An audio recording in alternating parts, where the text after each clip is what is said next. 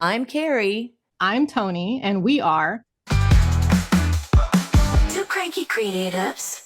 This podcast is brought to you by the Graphics Gang, our online community you can find at patreon.com/graphics gang. Paid members can also watch many of the unedited podcast video recordings. And what are we cranky about today, Xhico? I'm cranky about the lack of awareness of cultural appropriation in the surface pattern design industry. Oh, that is a deep, deep topic. Yes. Hi, everyone. We are here with Xhico from Studio Xhico. And if you could please introduce yourself, please do that. Well, I'm Xhico from Studio Xhico. I am an artist, designer, and design educator. I have classes on Skillshare. I teach a course called Color Camp, and I also have a membership for designers called Chico's Design Club. Both of which are amazing, by the way. I am a Color Camp alumni, and it is a game changer. I'm not an affiliate. That is a true plug. Please take it. It is lovely. So, all right, cultural appropriation. Xhico, why don't you take us into that? Talk to us about what you're seeing out there. You know, I see a lot of people borrowing icons and symbolism from different cultures. And it's often attributed to, oh, I was inspired by my vacation and things like this. But people really are taking direct copies of artwork or direct copies of styles of art. And some of this art is might not be owned specifically by an artist, but there is also community copyrights that indigenous communities, because we live in such a individualized kind of I own everything, Mm-hmm. we copyright everything and we want ownership over everything and a piece of the pie of everything. Whereas other communities, they actually share within the communities the symbolism and they become the guardians of that information for many, many generations and many centuries. And then where this industry is kind of picking up, a lot of people do take those icons and symbols and use them for their own artwork and then don't give credit or compensation or have any sort of consent to these communities. Mm-hmm.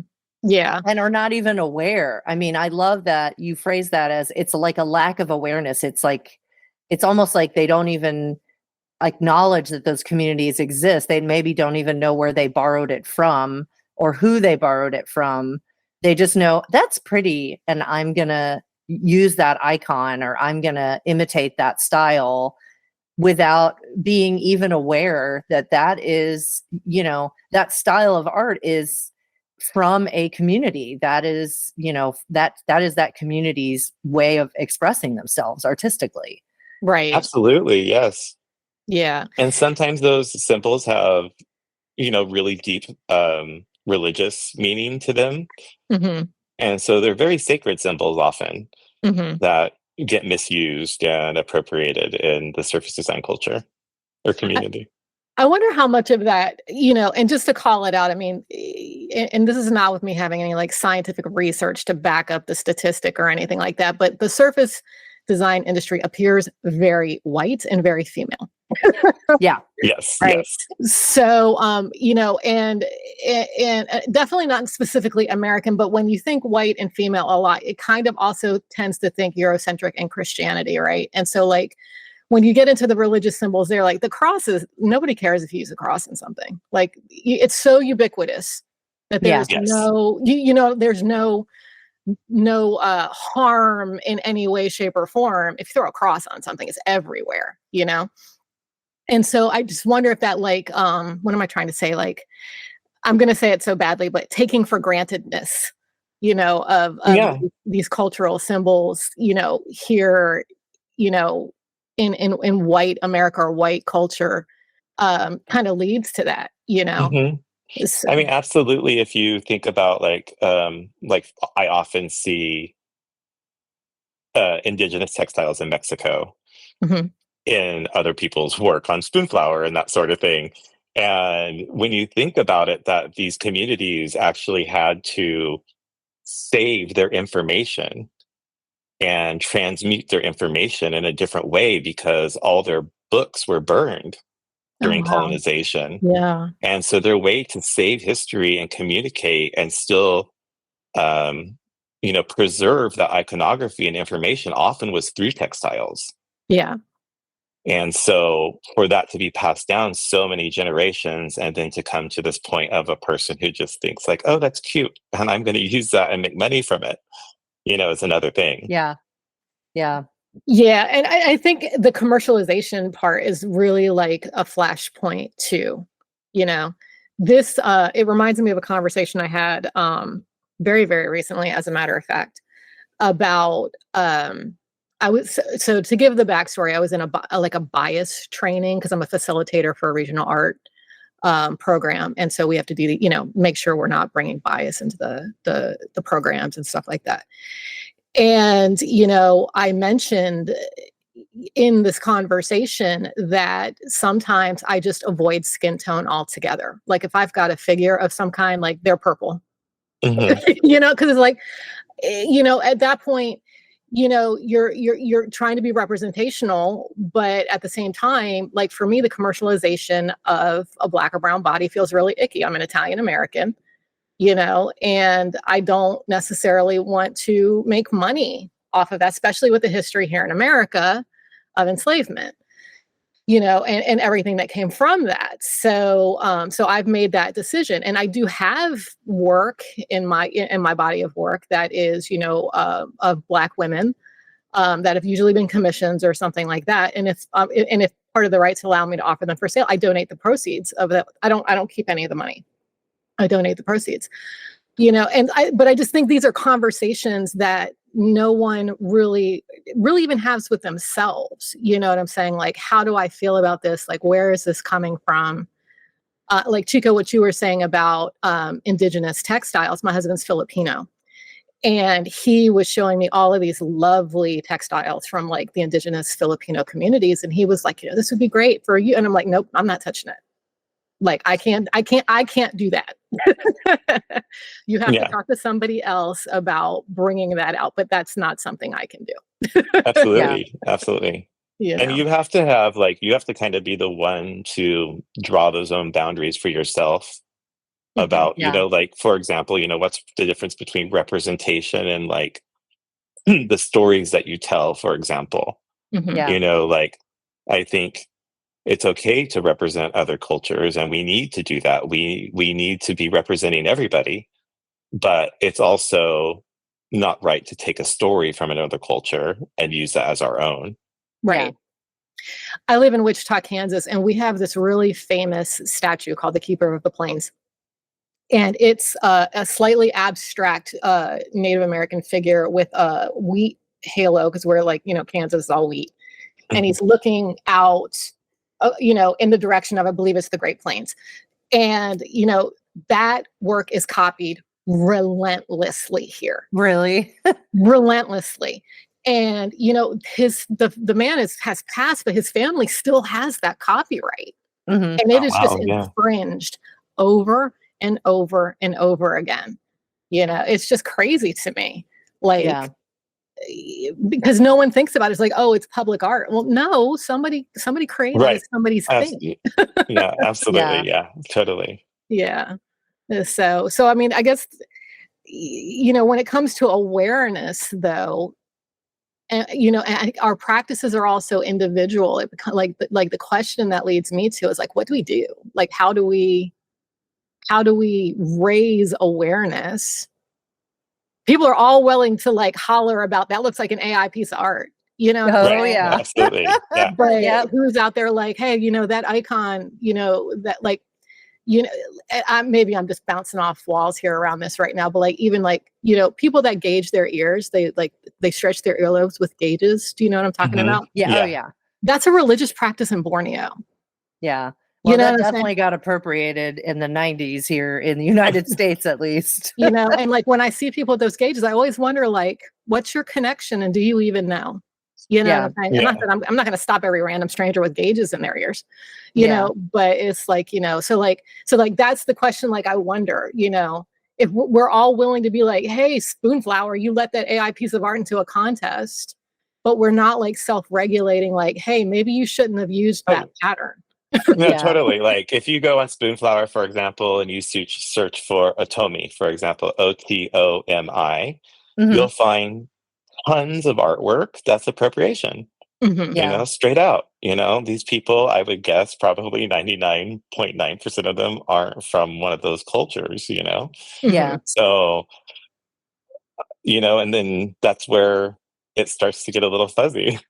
Mhm. Yeah, and I wish there was more. I guess it kind of speaks to the point too that I wish there was more representation in this community of people who could create that art without appropriating it, that is part of their background. But I feel like those people don't get enough recognition if they're out there, because I don't see, that's not who a lot of these companies like Spoonflower are highlighting in their email Right. newsletters. I mean, they might be on there, but I'm not finding them. So, and their voices Yeah. aren't being heard, Yeah. at least not Or loudly enough. So, That like, makes or me think of sometimes Spoonflower will feature them like during, cultural a heritage month. Heritage Month or Yeah. something. yeah, Yes. right. Yeah. Like It once a kind of year. it makes me think of the ethnic hair care section at the store. You know what I'm Yeah. saying? It's like you have all of this, and then they have this shelf that's Yeah. like ethnic hair care, and now sometimes they're even under lock and key. And it's like instead of it's all hair care. Yeah. Right. you Yeah. know. And Yeah. Yeah. so, and the same thing here is like, those patterns are going to get classified as ethnic instead Yeah. of just whatever they might, whatever Yeah. it I might be. mean, even like many of these patterns are from very specific communities. Even to say indigenous is not correct. It's to say Zapotec or a very specific community, because these patterns do come from very specific communities, and many communities from, let's say, all of North America, down to Central America, share some of these similar patterns and symbols as well. Mhm. Yeah. Especially symbols too. Like, I feel like if you're doing a pattern and it's like, a drawing that's of a paisley, or, something that isn't an icon, or like it's flowers, but they're drawn in a certain way, versus like actual symbols, like real icons. I feel like it's like if you're going to be recreating iconography from another culture, I feel like that's a no-brainer. Like, you should know better than to not do that. If you're Yeah, drawing, yeah, like, if Right. you're yeah. inspired, I mean, that's the thing too, is like, I hate to ask this question, but like, where do you draw the line? I'm going to ask it. Or do you know where? Is it just kind of case by case basis? Because again, Paisley is originally from India, but Paisley has been used so many. Now people think of it as like a bandana. It's like, oh, it's a bandana pattern. You know what I mean? Yeah. But I think, it's been appropriated for so long that it's lost its connection to India. well, see, I So think some of those, this is a very,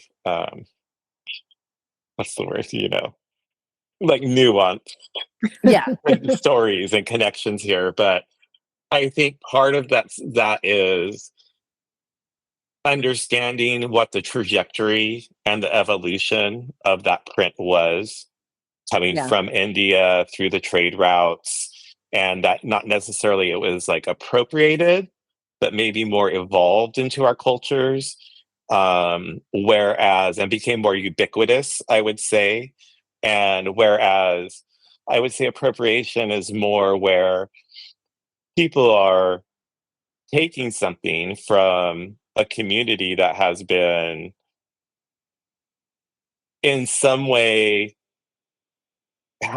been repressed hmm or abused in some way, and then kind of still taking from them even further and then getting compensation from it.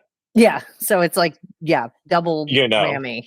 Mhm. Yeah. And it's like, give them their space to tell their stories and own what they own, Mhm. Yeah, you know?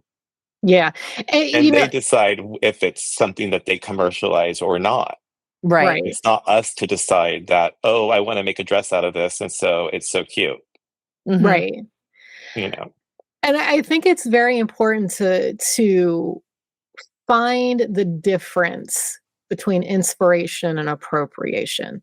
Yeah. Like, like it's fast. Like I am a student of and have been fascinated by for years of Islamic geometric patterns and Islamic biomorphic patterns, and so I'm in classes about that now, and I'm in a community for it. And one thing, in last year, I don't remember, it's probably mid-year, they did a special publication about William Morris and his inspiration from Islamic geometric patterns and Islamic biomorphic patterns.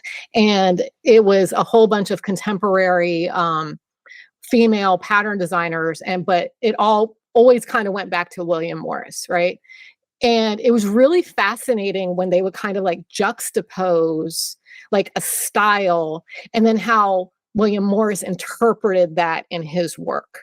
And you could see the connection, but at no point in time was Morris appropriating, right? Yeah. It was just like, it might have been a structure, or it might have been, like a specific layout of how, or a border, or like how, like, things work together, and so you could always see like the reference back to Islamic patternology, or however you would say that.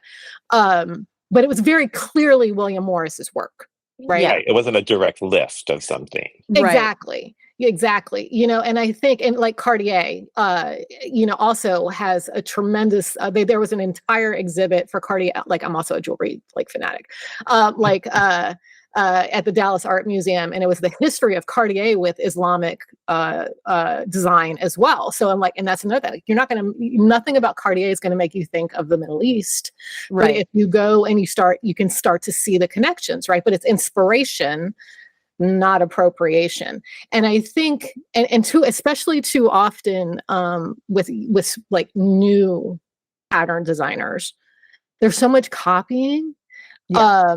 And I'm not trying to throw anybody under the bus and say you're just copying. What I'm saying is like you're learning. And by definition, when you're learning, you are kind of copying. You're doing the tutorial, or you're doing the, your teacher's, pattern. And like, God love her, I took immersion, but like you can tell an immersion, like a new immersion student, like, and then they evolve, and then they get their style, and then they figure it out. You know what I'm saying? But totally. Right. And so it's like, but that's the nature of learning a skill. You're going to look like your teachers for a while until you get your design muscles, or however you want to say it.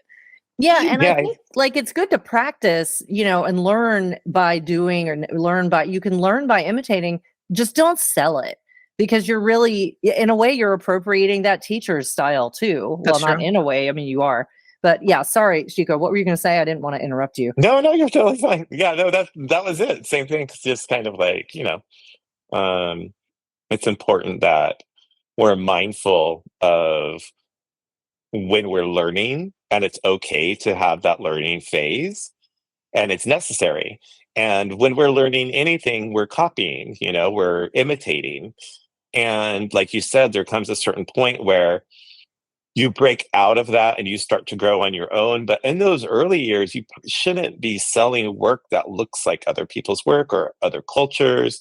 And you kind of have to have that own judgment barrier once again of like, okay, now I think I've grown enough to move into this next phase, And Xhico, you're a teacher, so I'm going to throw this directly to you. How much do you think, and I'm not saying, I never heard these words from you, and I did take color camp, but like there are teachers that are like, start before you're ready. I've heard that mantra so many times, and I think it leads— It's your favorite. Oh my God. I think it leads new designers right off a cliff. You know what I'm saying? Yes, I think there's people don't put in enough time and work learning, finding their own voice. That's really important, and it's not going to happen overnight. It's a process. My voice is always evolving.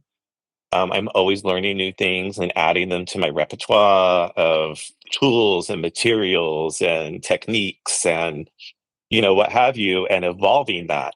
So I think a lot of people just want to start too fast and like hit the ground running, and they want to do everything at once. Like they're trying to learn surface design, learn Illustrator, learn how to open a business, learn how to design a website, learn how to have POD, have income and everything like right away. Yeah. And it's like, you really need to have a better plan of a trajectory, Yeah. you know, and give yourself the time to find your own voice and learn about other styles and techniques so that you can really learn and develop your own signature style Yeah. Yeah. And then you instead won't of be having your work. appropriating it. Yeah, you won't be appropriating it. You won't be stealing work from other designers or other communities, you Yeah. know? And also, once people do work that kind of looks too much the same, um, I mean, I've been copied before and it's like flattering, but it's also like once people start having too much sameness, Hmm. it becomes the gray noise, you know? Yeah. Yeah. Nothing stands out. And so for me, like when I approach a branding project, I'm always looking to call a brand a disruptor. Hmm. I'm always looking to create disruption in that space so that there is no sameness, there's complete uniqueness, and its complete own voice that it owns. Nice. So you want to do that in your work as well, no matter what that is.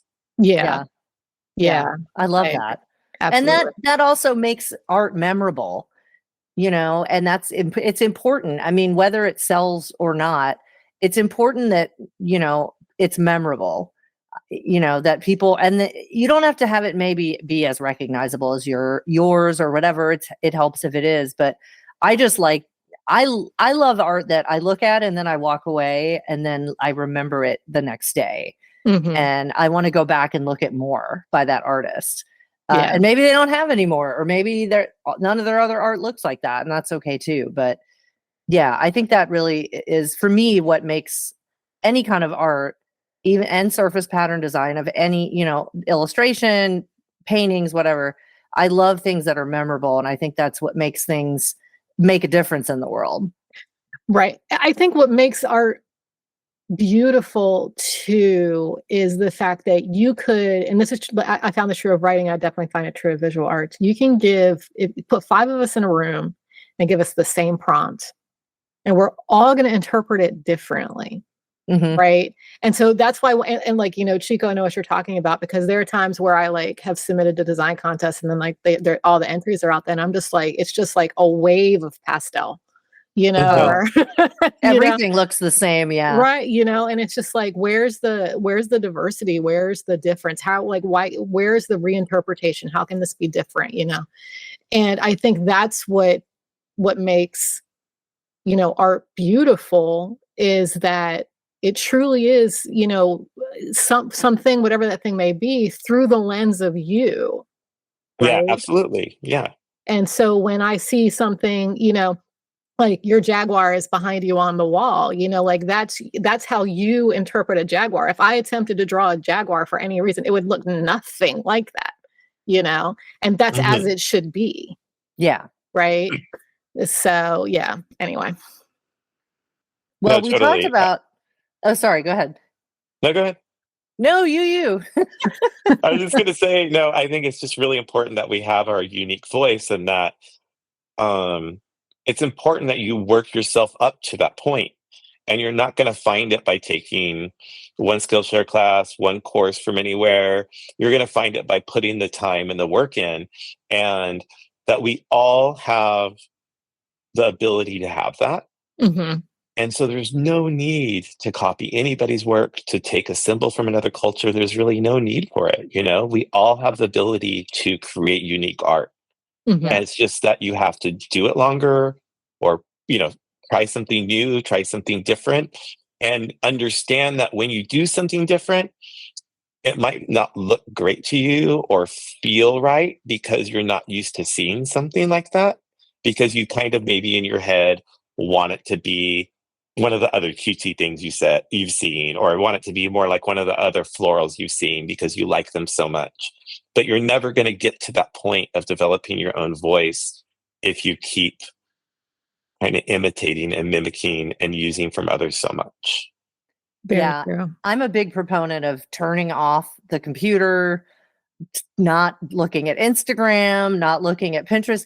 Instagram and Pinterest can be great, but I find that they can do me often more harm than good. They either make me feel crappy about myself or I feel like I'm unintentionally being influenced, even if I don't want to be. And I'm like, no, I'm just going to look at this and appreciate it. It's like I feel like I'm letting this other style like seep in, and the next time I go to draw, I'm like, no, what am I doing here?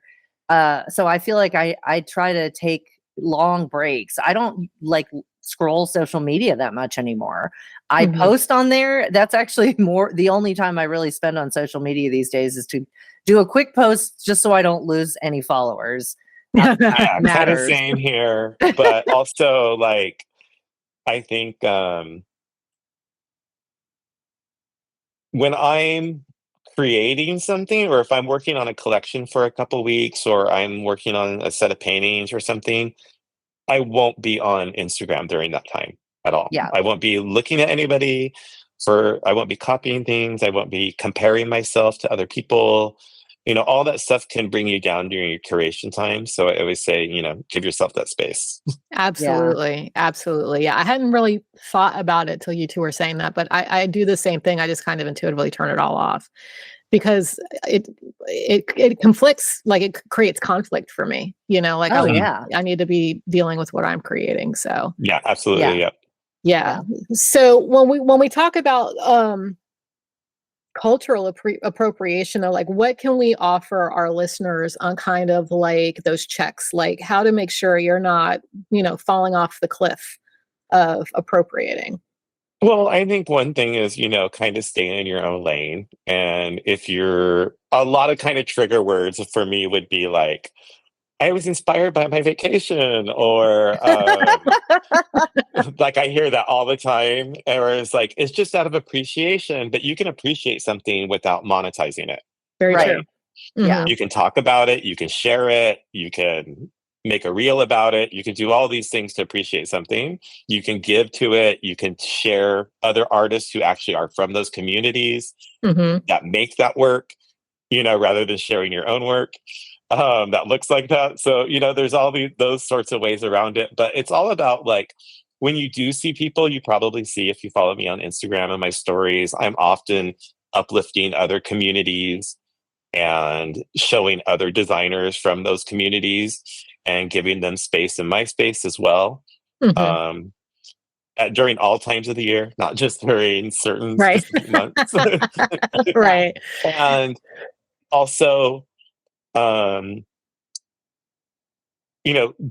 your part to learn, putting some on your thinking cap on, doing some investigation, doing some research. If you think you might be borrowing from another community, then I always talk about the 3 C's. You have consent, credit, and compensation. So consent means that you're actually having that conversation with those communities directly. You're giving them credit for their work and what they've created, and you're compensating them. Nice. Yeah. That's nice. Yeah. I like that. I think maybe that's actually a really good place to kind of to move on, do our hot seat. What do y'all think? Yeah. That's a great place to end. Sounds good. All right. Cool.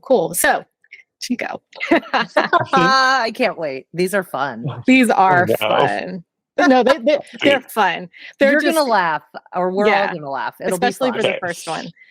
So the first one is, what is your least favorite color? Yellow. Oh my God. You just out of the gate. He knew that. Everybody else has struggled with that. Why yellow?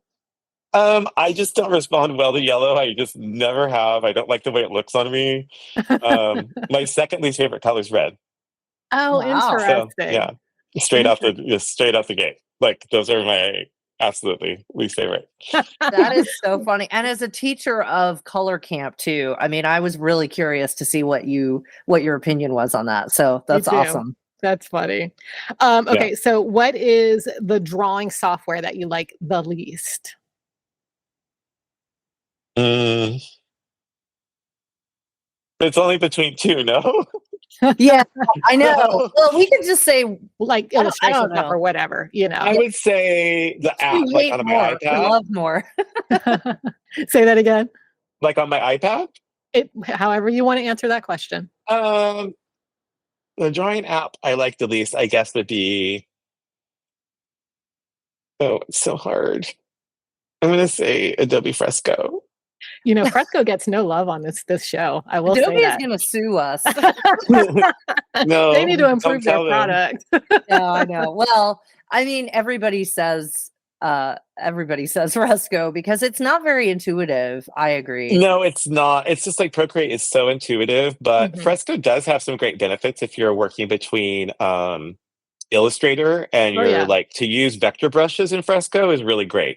Mhm. But for like actually drawing and doing like that sort of like painterly work or even sketchy, I just think Procreate is so much more intuitive, and I love that app. And I mean, I Yeah. don't use it like a lot, like all the time. Like I don't do my main work in there, Mhm. but I guess I'm wrong. I guess I just don't do my main work and creations in there, but I do use it all the time for creating motifs and that sort of thing. Mhm.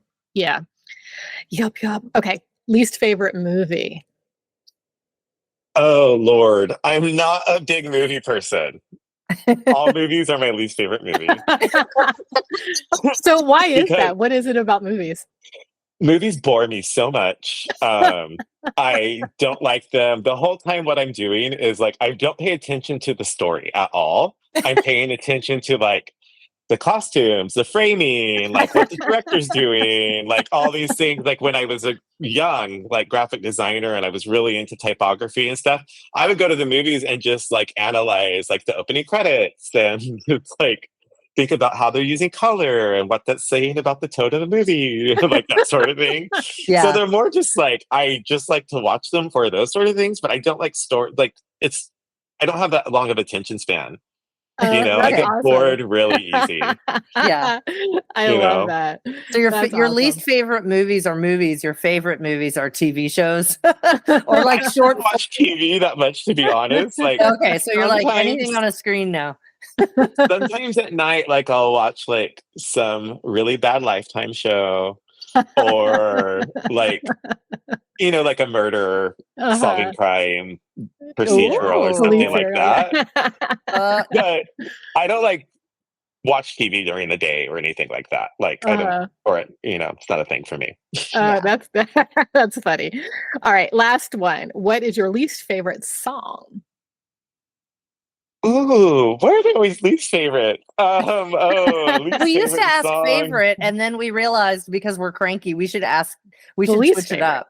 Yeah. I see, that makes sense. Okay, least favorite song. Oh my gosh. Oh, I can't think of. Oh, maybe this one. I don't know who sings it, but I think it's called Arms Wide Open. Oh, I know. Oh yes, I know exactly the one you're talking about. I was almost going to It's, like, sing it, but I'm super not going cheesy. to Now it's do gonna go that through to my head. everybody. The song goes with arms wide Wide open. open, yeah. Right? Yeah, Yeah. that's it. I'm not a singer, but I know Yeah. exactly what I you're know talking exactly what song you're talking about. Oh, that is so Okay. funny. I Yeah, think it's that so could be. funny. That was hard, but I came up with one. That's good. Cool, You heard it in cool. your head. I think that's legit. Yeah. Awesome. All right. So before we let you go, tell everybody where they can find you. You can find me on Instagram at studio.xhico, spelled Xhico. You can find me on my website at studio-chico, Xhico.com. You can find me on Skillshare under Chico, Xhico. And you can also find my membership, my design club, at chicoxhico.circle.so. Awesome. Thank you so much. And we will make sure to have all of those links in the show notes as well. And so, Chico, thank you so much for joining us. We really appreciate you. Thank you so much. And thank you for making cranking this so fun. Thank you. If you're loving this podcast, don't forget to hit that subscribe button so you never miss an episode. And while you're at it, we'd love it if you could rate and review us. Your support helps more people discover the show and it keeps us going strong. Thanks for tuning in. It means a lot. I'm Toni. And I'm Carrie. It's okay to be cranky. In the meantime, keep creating.